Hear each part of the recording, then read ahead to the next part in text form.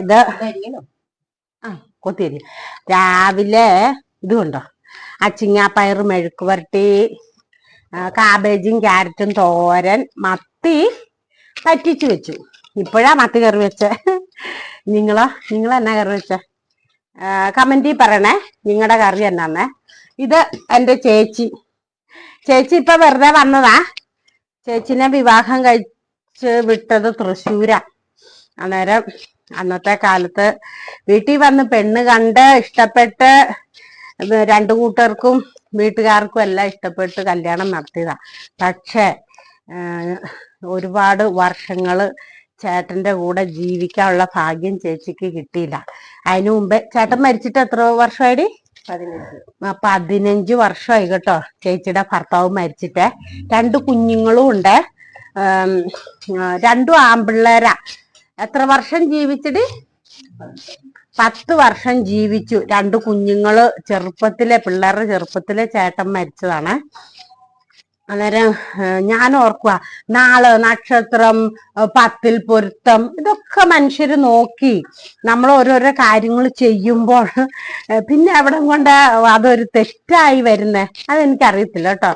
എല്ലാം നോക്കി വിവാഹം കഴിപ്പിച്ചതാ. പിന്നെ വേറൊരു കാര്യമുണ്ട്.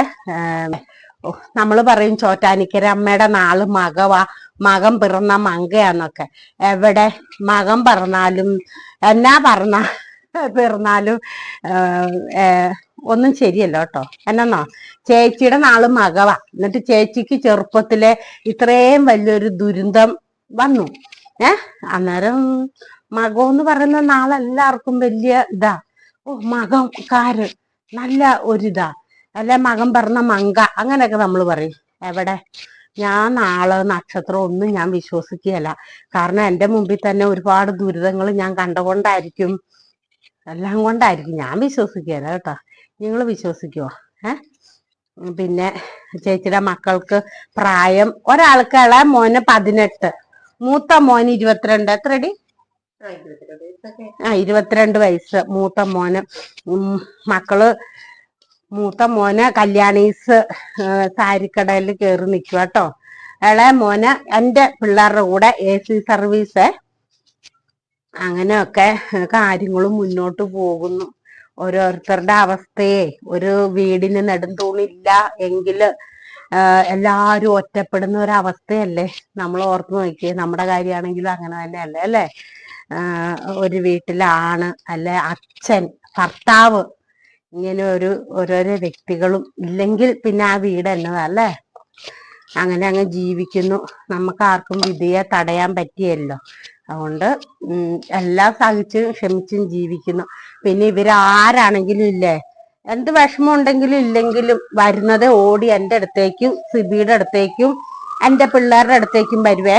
നമുക്ക് പണം കൊണ്ട് ഒരുപാട് സഹായിക്കാനില്ല, എന്നാലും ചെറിയ രീതിയിൽ ഞങ്ങൾക്ക് പറ്റുന്ന പോലെ ചെറിയ രീതിയിൽ സഹായിക്കുന്നുണ്ട്. പിന്നെ ഒരുപാട് സഹായിക്കാനില്ലെങ്കിലും നമ്മൾ ആരെയും മാറ്റി നിർത്തൂ ഒന്നും ചെയ്യല്ലോ. നമ്മൾ മുറുകെ പിടിക്കും. അവരും നമ്മുടെ ഒപ്പം രക്ഷപ്പെട്ട് വരട്ടെ. നിങ്ങൾക്കറിയാലോ, ഞാൻ ഒരുപാട് വീഡിയോ അങ്ങനെ ഇട്ടിട്ടുണ്ട്. എല്ലാവരും നമ്മുടെ ഒപ്പം രക്ഷപ്പെട്ട് വരട്ടെ എന്നുള്ള ഒരു തീരുമാനത്തിൽ എല്ലാവരും എൻ്റെ അടുത്തേക്ക് വരും. എൻ്റെ കൂടപ്പുറപ്പിന്റെ എല്ലാ മക്കളും വരുന്നത് എൻ്റെ അടുത്തേക്കില്ല, അതേ അമ്മേ അമ്മായി എന്ന് വിളിച്ചോണ്ട് ഓടി വരും കേട്ടോ.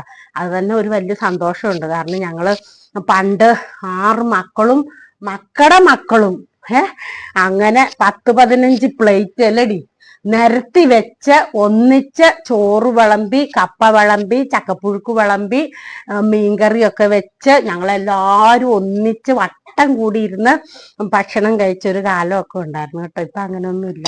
പിള്ളേരെല്ലാം വലുതായി. അമ്മമാരെ ഒന്നും കാണാൻ ഇപ്പൊ പിള്ളേർക്ക് നേരമില്ല. അതുകൊണ്ട് എല്ലാരും ഫോൺ വിളിയാ. അമ്മായി എന്നാ എടുക്കുക, ലതയമ്മ എന്നാ എടുക്കുക. ചേച്ചിയുടെ പിള്ളേര് എന്നെ ലതയമ്മ എന്നാ വിളിക്കുന്നേ.